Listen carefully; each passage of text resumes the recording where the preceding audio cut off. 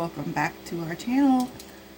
Today I am going to be covering Alligator Alcatraz. That is such a stupid name. I don't know why we can't just call it what it is.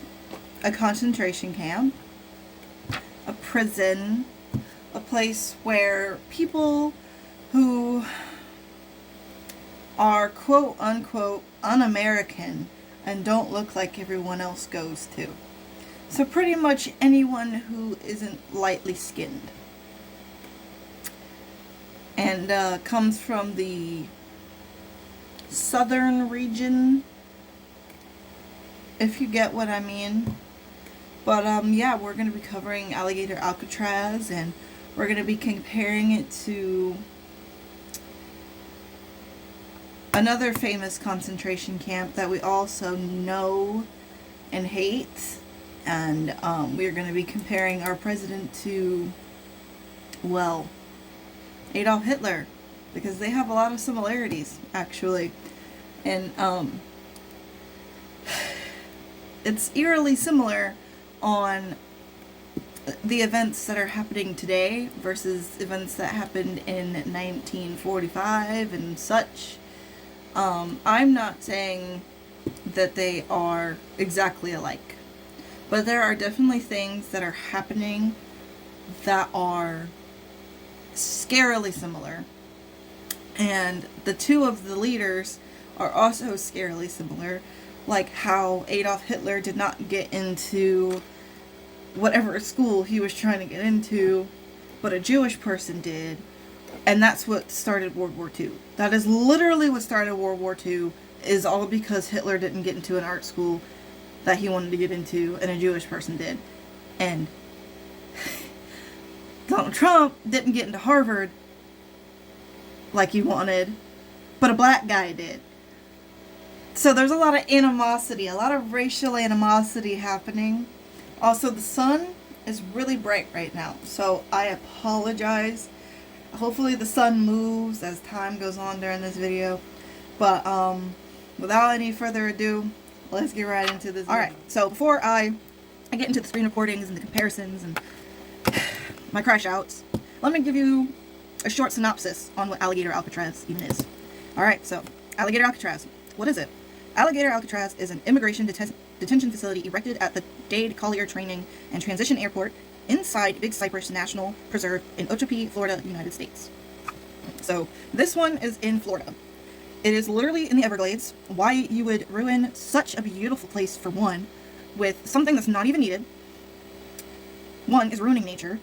Two, is uncalled for. All these mass deportations are stupid. Mass deporting is ridiculous because 9 times out of 10, mass deportings include people who are legally here. I have actually seen, read, researched, and found several families that moved here from other countries who have been deported because of these mass deportations that Trump has called for, and them having their papers and their green cards and everything, it didn't even matter. The ICE agents, they don't care, because I understand their point of view literally this much. They're doing their job, they're doing what they're asked for, but at the same time, it's like you're taking these people that do, in fact, have their papers and proof of U.S. citizenship, and you're still taking them and deporting them back to the place they ran away from. And it's ridiculous. Also, Dean Cain, see this video. How are you, one, going to be a Japanese man joining ICE, and two, be Superman and join ICE? You are literally played the biggest alien in humanity. Superman, a superhero. You went from superhero to super zero. You are no longer one of my favorite Supermen. The disrespect, one, to Superman as a whole. He was created, literally, the S on his chest stands for hope, and clearly that means nothing to you. Because a lot of comic book characters reflect real life. And you, sir, you are no longer on the Superman mantle. The disrespect to that character alone that you have has made me look at you in a new light. And I don't really care for you anymore. I don't understand how you can just, boop, I'm joining ICE. Like, why? Why are you joining that? Ooh, I have beef with that. I have a lot of beef with that, but I don't want to get too crazy into that because, and it's relevant because why are you not only an immigrant because you're Japanese, two, playing somebody, a superhero that comes from a whole other planet, gets taken in by a family, and the whole earth loves you, and you take care of them and make sure everybody's safe, and then you turn around in real life and become the bad guy. The correlation here is absolutely crazy. The capacity of Alligator Alcatraz is up to 5,000 people. It can hold up to 5,000 people. That's a lot of people. And I've seen pictures. It's actually not that big of a prison. And this is what it looks like. And this is what Auschwitz looked like. Eerily similar, right? Yeah. Now the outside, they look a little different, but the insides are eerily similar. Small bunk beds, cages around the beds. The similarities, uncanny. It's managed by the Florida Division of Emergency Management and in partner with the Department of Homeland Security. Another thing that's supposed to keep us safe, defending prison that has the cruelest intentions of hurting other human beings. I want to say something here before I move on to what's in my notebook in a screen recording. But we are all human beings, alright? There are a lot of theories on how the earth was made and where we all come from. Whatever you believe in, that is fine. But I just want to say, not a single one of us asked to be on this stupid floating rock, okay? We all need to start treating each other with respect, okay?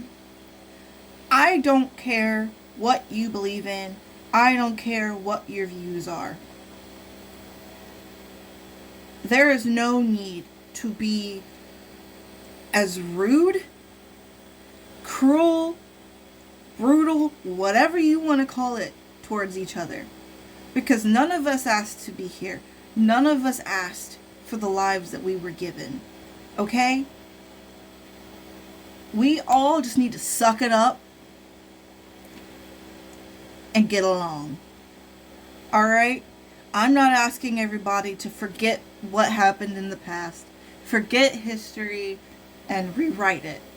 Now, rewriting history, we should do. We need to fix that. There's a lot of things in this world that need fixed.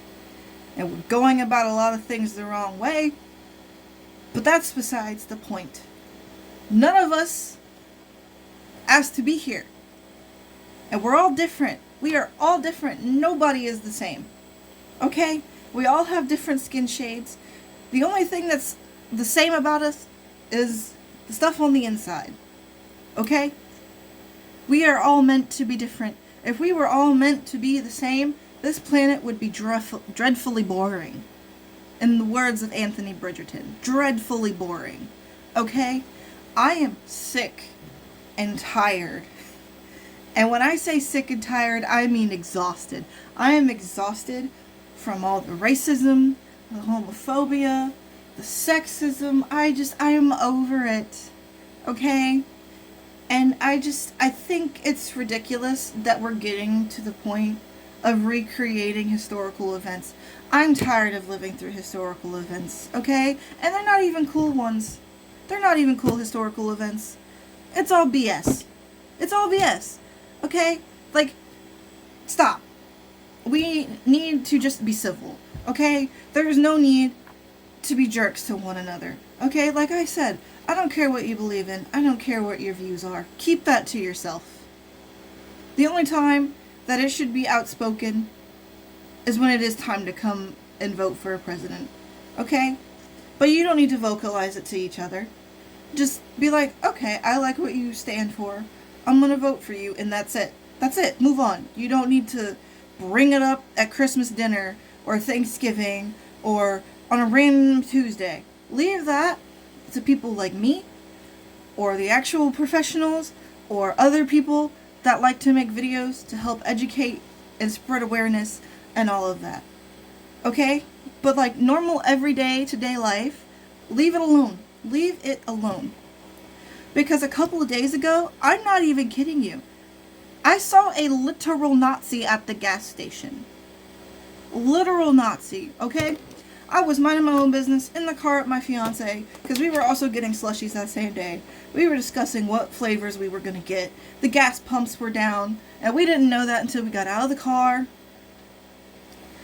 But this guy, he showed up on his motorcycle looking like a complete jerk. Okay, he was wearing this black vest, and it had yellow print on everything and a bunch of patches, and I'm never gonna forget because I was scared. I was scared, okay? He had red hair, a full red beard, and piercing blue eyes. He was super pale, and I didn't know what his patches meant because I wasn't paying too much attention.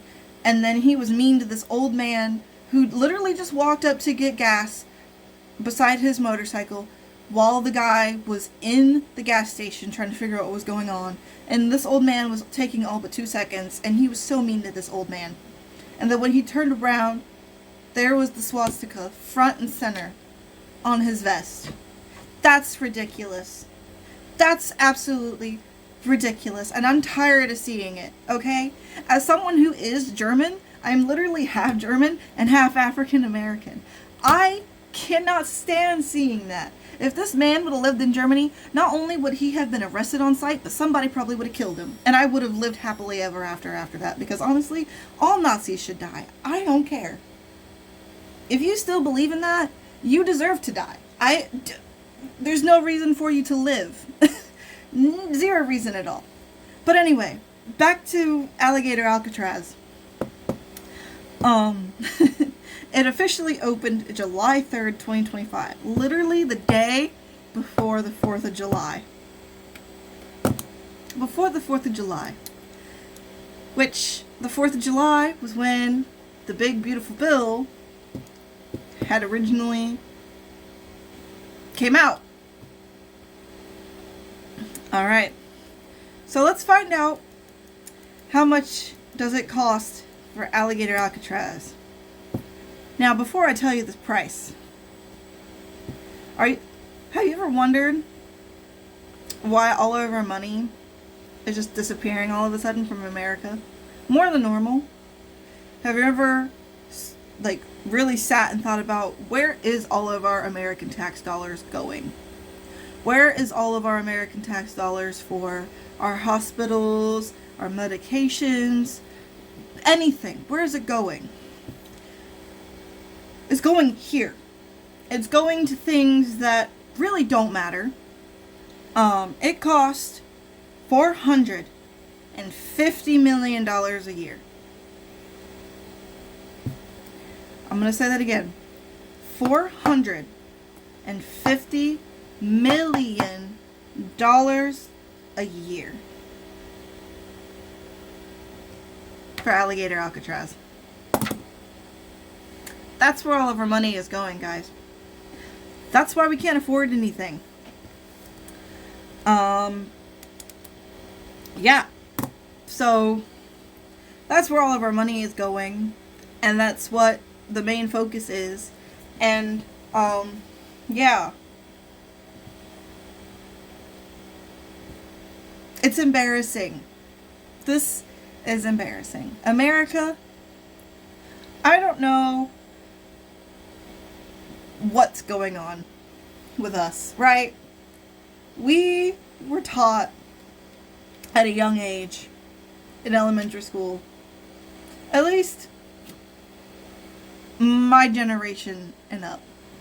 I'm not sure about my parents' generation at all. But we were taught about this beautiful thing called the melting pot, which is supposed to be New York, right? Statue of Liberty, which, fun fact, in case nobody knew, was built by a French man, and the Statue of Liberty is a black woman, made by a French man. The Statue of Liberty is a black woman. I want everyone to know that. The Statue of Liberty is a black woman, alright? Cool. And if you don't believe me, look it up. Anyway, and we were taught that America was full of love and togetherness and all of this stuff. And then when we get older and we get to middle school, poof, that's out the window. That is in the trash. In the trash. And it's true, because there is no love. America hates people. Okay? America is such a crap show. And it's ridiculous. People come here to have a better life, and they've been doing that for centuries. And I don't know how many people have actually gotten a better life. In today's standards, maybe. It's possible. But back then, no. Okay? We need to just get along. I am exhausted. I'm tired of seeing people die every day because, oh, there's a black person, they're following me, and they look suspicious, they got their hands in their pockets, it's been 10 minutes, I'm just gonna shoot them. Come to find out, that black person, just on their way to work, probably late, just rushing, minding their own business, and boom, they're dead. All because of an insecure white person. All because of the color of their skin. And you know, if you paid attention to Andrew's video, race wasn't even an issue for a very long time. Someone was just like, oh, you're different. Let's make it a problem. And that's pretty much how history is. Oh, you're different? Let's make it an issue. Let's get it going. Boom, all of you dead. That's pretty much what history is. You see something you don't like, and then you convince one person that it's wrong, and then it trickles down. And then you get people like us who do research for like hours on end, find out the truth, and then you have people who are stupid, MAGA, who just refuse to believe anything except for a false prophet. It's ridiculous. And I know this video is about Alligator Alcatraz, and it still is. This is about race, so I'm gonna make it about race. Alright? Y'all forget I'm biracial. My father's a black man. Therefore, I am a black woman. I am a black German woman. So I take full offense to this. There are very few things that I'm like super passionate about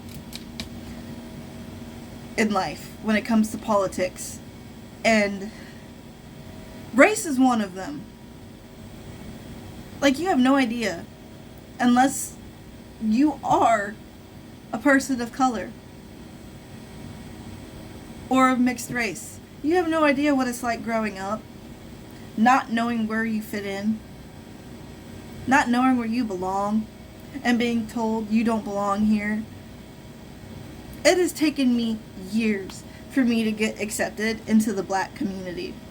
I am 25, going on 26, and people that aren't my family are just now being like, oh yeah, you're black, you're black. No shit, Sherlock. I have been black since the day I came out. And I'm black by law anyway. Because of the one drop rule. If you have even just a little bit of African American in you, you are considered black. And they started doing that the moment they legalized interracial relationships. So yeah.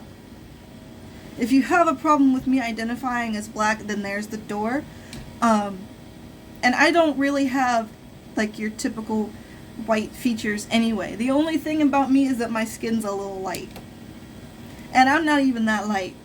I have cousins who are just straight up African American that I'm darker than. Black comes in a lot of different shades, not just black. And I'm tired of people with the colorism as well. You're not better than someone just because your black is different than someone else's black. You guys are the same. The pigment of your skin doesn't make you better or worse or less or anything than someone else. Okay? Your version of black is beautiful. And I'm tired of colorism and I'm tired of racism. Okay? Those two go hand in hand. And I knew this video was going to be a lot the moment I chose to do Alligator Alcatraz, because it does deal with race. It's literally deportation of people who don't look like everyone else. I mean, come on. How obvious can it get? And this whole Make America Great Again, when was America ever great? It was only great for one person. One person. White males. Okay? That's it. Tolerant for white women. Tolerant. Just because they're white. But everybody else, forget it. You're nothing. You're not special. You don't get any love or respect if you're anything than those two. But other than that, you are part of the oppressed.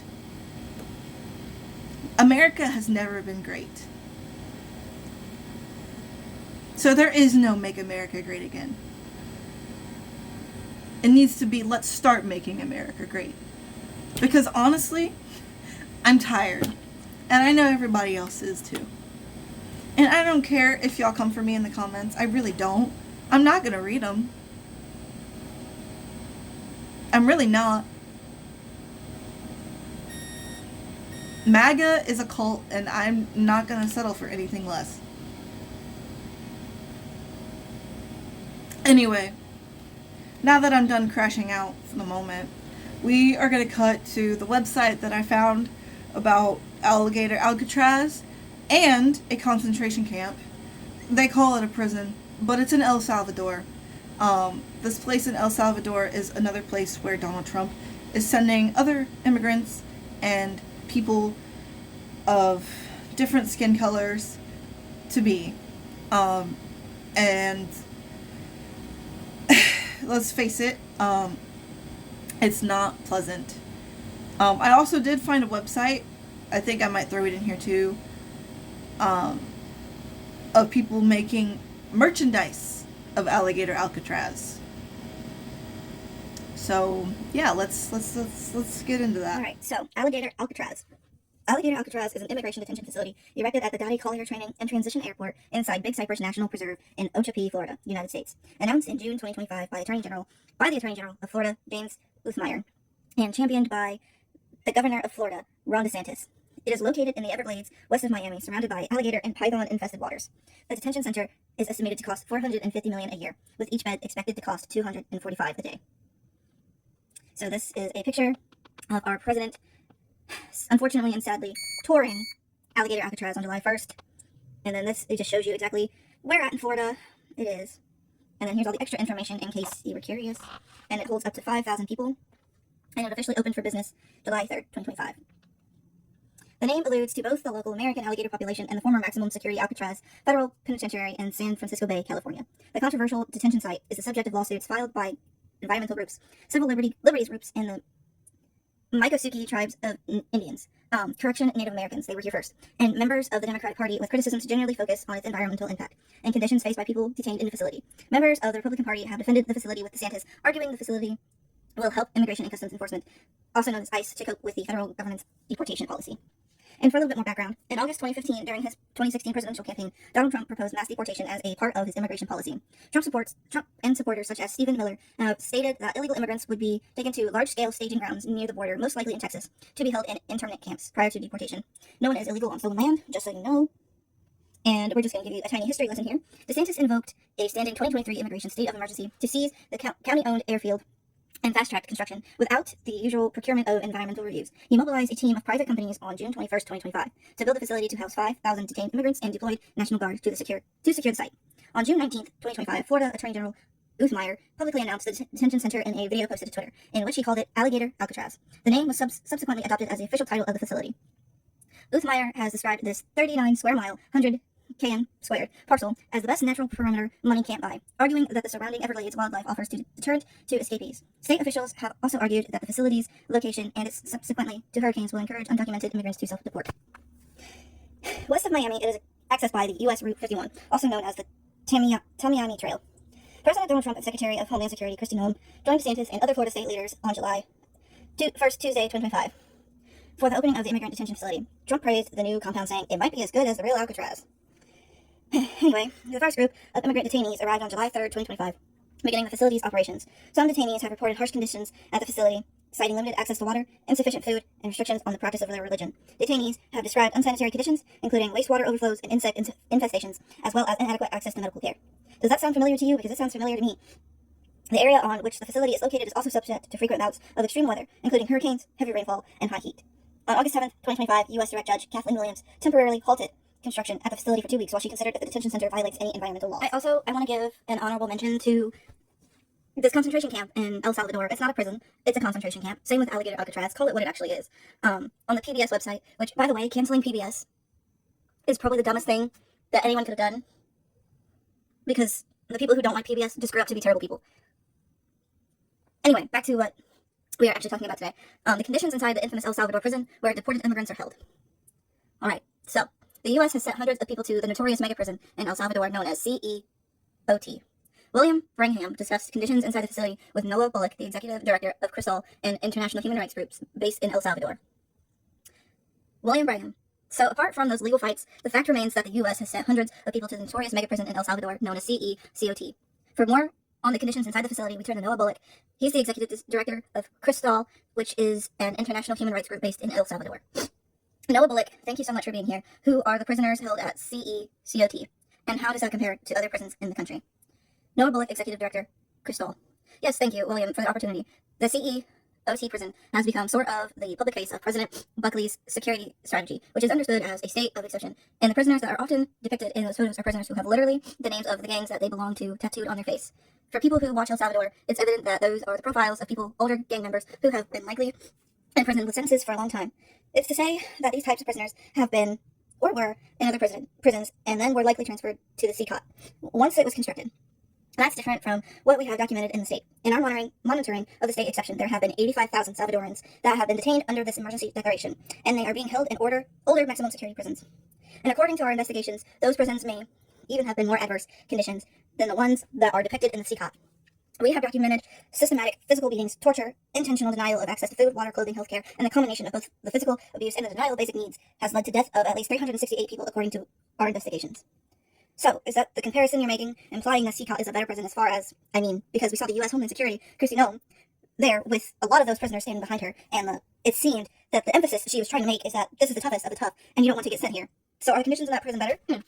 Yes, the CECOT has definitely been presented as the model of how strong men should deal with the worst of the worst, and there's no doubt that there's an implicit cruelty and dehumanization in the treatment of the prisoners there. They leave the lights on 24 hours a day. They restrict the time of about an hour a day, apparently, that prisoners can leave their cells. The overcrowding is excessive to international standards, and the access to toilets and other hygiene clearly seem to be limited. But those conditions seem better in the sense that in other prisons we have seen testimonies of prisoners taking turns standing and lying down due to overcrowding. Skin disease is rampant. It's more likely that prisoners in the other prisons have scabies on their skin, or even signs of physical abuse than the tattoos that you see on the images that are often projected from CECOT. So, in addition to Abrego Garcia, this man who was taken from Maryland, admittedly now by the U.S., mistakenly and put in this prison, it seems like all these prisoners that have been deported from the U.S. are somewhat of a legal limbo.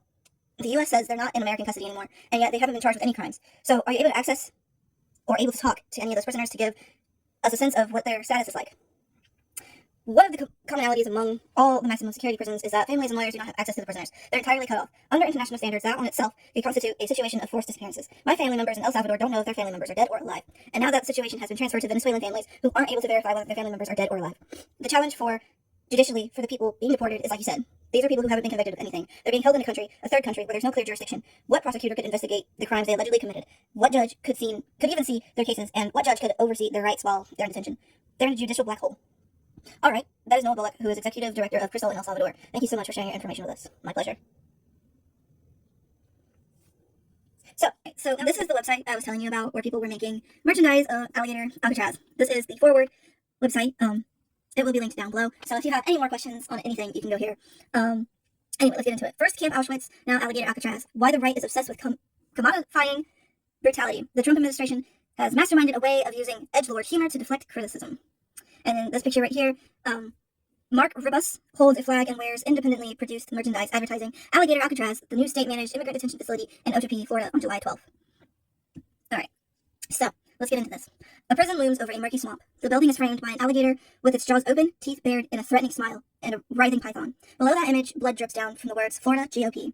Welcome Alligator Alcatraz and the commodification of brutality in the United States. President Donald Trump's administration and its supporters are taking troll tactics and turning them into merchandise and memes to commodify their atrocious immigration policies and make it more difficult for critics to effectively protest them. Surrounded by miles of swamp and bloodthirsty wildlife, this ain't no vacation spot, wrote the Florida Republican Party, which is responsible for the above design, which is now festoons, t-shirts, beer koozies, and baseball caps, in an email advertising the merch for the new detention facility, which currently holds more than 700 detainees. Scrolling through Alligator Alcatraz themed items in the Florida GOP's online store reminded me of how it felt to watch live footage of the January 6, 2021 insurrection at the Capitol and see the image of the now infamous rioter wearing a Camp Auschwitz hoodie. I will reread that. A Camp Auschwitz hoodie. It was impossible to understand at the time how someone could find that brutal concentration camp entertaining enough to advertise it on an article of clothing. I couldn't see how Jewish death could be, as the sweatshirt implied it was a joke. I still don't understand, but now I can see how, when you make merch out of suffering, it makes that suffering seem less real, even funny. In the U.S., this wave of branding misery is making it easier for the government to get away with transparently inhumane policies. And then here's some related information. Alligator Auschwitz, which do not call it that. It is not that. Yes, it is a concentration camp. You can compare it to Auschwitz, but it is not the same. That is very insensitive to the Jewish victims. Please pay attention to your wording, and it is not funny. Anyway, ISIS Florida Everglades Detention Facility evokes Holocaust comparisons. I never thought I'd see the day in America where people are profiteering off of effectively what could be a concentration camp. Florida House Minority Leader Ventress Driscoll told Fox 13 in Tampa. The kind of edgelord behavior that has led to that development has been a defining tool to assert power by the Trump administration. It was on view, for example, the day after pro-Palestinian activist Mohammed Khalil was arrested by Immigration and Customs Enforcement in March, when the White House posted on X, Shalom Muhammad, appropriating a Hebrew word for peace, to celebrate Khalil's detention. The fact that they're even calling it detention is sickening. The idea behind the tactic is simple. Making fun of something damages the integrity of the butt of the joke. Earnest pleas for civility can be met with a cool, assured, "I was just joking." That's a common defense you see from the far right. John Lewis, an extremism researcher at the George Washington University, told my colleague Mira Fox, a forward culture reporter, about the recent trend of right-wing figures like Steve Bannon and Elon Musk giving a Nazi salute. Yeah, let's not forget about that. The truth is that the concerns about the conditions at the new detention center in the Everglades, which some critics have taken to calling Alligator Auschwitz, is very, very serious. Officials allege that the makeshift facilities, which were constructed in 8 days, are already flooding, can withstand a Category 2 hurricane, but recent hurricanes in the region have regularly exceeded this strength, and it's unclear if the facility has an ability to protect those inside from them. Detainees are reporting mosquitoes the size of elephants, that their one meal a day is filled with maggots, that they have no water for showering, that bright lights remain on 24 hours a day. A draft operational plan obtained by the Miami Herald includes references to minors and pregnant women eventually being held at the site. Historian Andrea Pitzer, who has written a book about concentration camps, wrote a recent op-ed titled, "Don't Call It Alligator Alcatraz, call it a concentration camp." But for their intended audience, the memes and the merch are meant so easily to deflect all those concerns. They invite their supporters to ask, can Alligator Alcatraz really be a concentration camp if it has an official beer koozie? The now defunct online store where Robert Keith Packer, who was officially pardoned by Trump along with 1,600 other January 6 defendants earlier this year, purchased his Camp Auschwitz hoodie, has deluged with negative reviews in the wake of January 6th, but others defended it. Notice all the crybaby snowflakes calling shirts racist and the company racist because they supply an item because people demanded it. One user commented a month after the insurrection, "Note to snowflakes, just because you don't like it and you let CNN tell you what you think doesn't make it racist." Before I continue reading, I just want to say, it is racist. It's anti-Semitist. Having any kind of Nazi merch is racist. To have a Camp Auschwitz hoodie is absolutely insane and distasteful, and I hope that bad things happen to people who support that. Anyway, continuing on, we're seeing natural evolutions from that logic today. On a visit to the Everglades facility, Trump joked that detainees shouldn't run in a straight line to avoid alligators. Florida Attorney General James Uthmeyer, or however you pronounce this guy's name, who is also selling Alligator Alcatraz merchandise, said that the facility didn't need to invest in a lot of perimeter security. If people get out, there's not much waiting for them other than alligators and pythons. Laura Loomer, a Jewish far-right activist and close advisor to Trump, had the most disturbing response: "Alligator lives matter. The good news is alligators are guaranteed at least 65 million meals if we start now." I did not know that was in here, because when I looked at the website, I didn't scroll all the way down the first time I looked at it. Laura Loomer, you're Jewish, right? Yeah. How are you going to say that alligator lives matter and that alligators are guaranteed at least 65 million meals if we start now? Your people were killed just for existing every day for years, and you're going to sit here and agree to do the same thing to a whole other race? Yeah, okay, whatever. Anyway, the estimated population of Latinos living in the United States is 65 million. Even the name Alligator Alcatraz, a goofy moniker Uthmeyer came up with, waters down the stark reality of the horrors taking place at the detention center. Videos are circulating online of tourists driving into the remote Everglades to take pictures, standing below a newly installed sign for Alligator Alcatraz, as if it were just another theme park in the Sunshine State.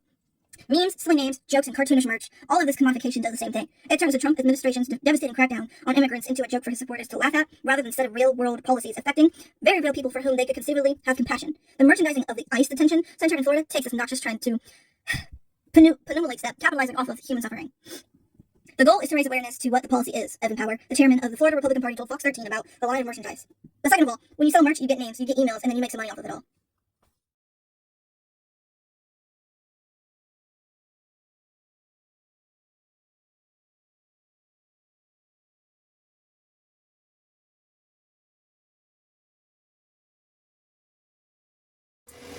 So, that was the information on Alligator Alcatraz and the prison camp in El Salvador, and more insight on the Forward website. The Jewish woman, Mrs. Loomer, that really, that was unsettling to read. When I read the website the first time, I didn't scroll all the way down because I thought that was it. I thought that was done. And then I kept scrolling to read for the video, and I read that paragraph.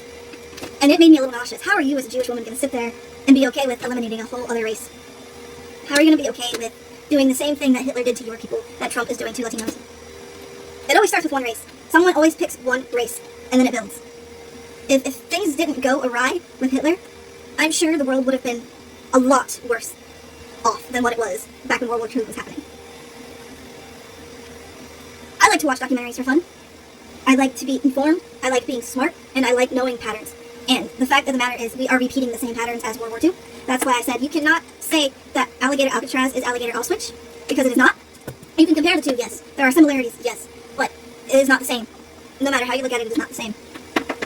And, you know, this whole thing is ridiculous. And what's crazy is, I haven't seen anything on the news or anywhere else about Alligator Alcatraz. I've only seen stuff on Facebook about it. So now I think it's time we push that too. I think it's time we push the envelope. I think it's time we start talking about this stuff a lot more. Because as important as the Epstein files are, this is important too. We need to start talking about more than one important thing at a time. We need to start doing better as people. We need to start being better as people. We just need to open our eyes and realize that no, we can't escape history. No, we can't change the past, but we can change the future before it even starts. Now I will say Andrew has his video done, and it comes out August 17th. But this video is probably coming out after that. But he has saying in there, and I liked it, and I think I want to incorporate it in here. It's nice to be smart, but it's smart to be nice. And I think we should live by that. I don't know what else to say, guys. Be kind to one another, alright? Just be kind. Being kind doesn't cost anything. But until next time, see you in the next video. President Trump doubles down on a phrase many say he borrowed from Hitler. It's true. They're destroying the blood of our country. It's the second time he's used that language when referring to immigrants. They're poisoning the blood of our country. That's what they've done. But Trump insists he's not quoting Hitler, who in his manifesto Mein Kampf called immigration blood poisoning. And I never read Mein Kampf. They said, oh, Hitler said that in a much different way. You don't have to have read Mein Kampf to understand the sensitivities around this. CBS News Chief Washington correspondent Major Garrett says Trump is likely to keep using the phrase. When Trump lands on something that is deeply controversial and creates enormous reaction, he knows he is driving the debate. He knows he's at the center of the action. Even if what he's saying is historically appalling, as this unquestionably is. Trump may not have read Mein Kampf, but according to his late ex-wife Ivana, he is familiar with Hitler's writing. She told Vanity Fair back in 1990 that he received a book of Hitler's speeches as a gift and kept it on his bedside table. Meanwhile, Trump is facing ridicule today for another attempted jab at the judge in his civil fraud trial. He reposted this image with a red arrow pointing to a man he claimed was the judge's son, who was somehow benefiting financially from being in the courtroom. But it turns out that's not the judge's son. It's this guy, Ben Kochman, a reporter for the New York Post. Just surprised, like how could this happen? I was just there covering the trial, doing my job, and I did not expect to end up as part of a firestorm like this. And there is intense reaction today to the decision from Colorado's Supreme Court to boot Trump off the state's presidential primary ballot for his role in the January 6th insurrection. Bombshell ruling from the Colorado Supreme Court. This was very stunning for a lot of people. Surprisingly, his rivals are coming to Trump's defense. We don't need to have judges making these decisions. We need voters to make these decisions. Now, some are saying the court decision may actually help Trump more than hurt him. Trump is gaining. The more that he is prosecuted, the more that he is condemned, the higher his numbers go as people rally around him.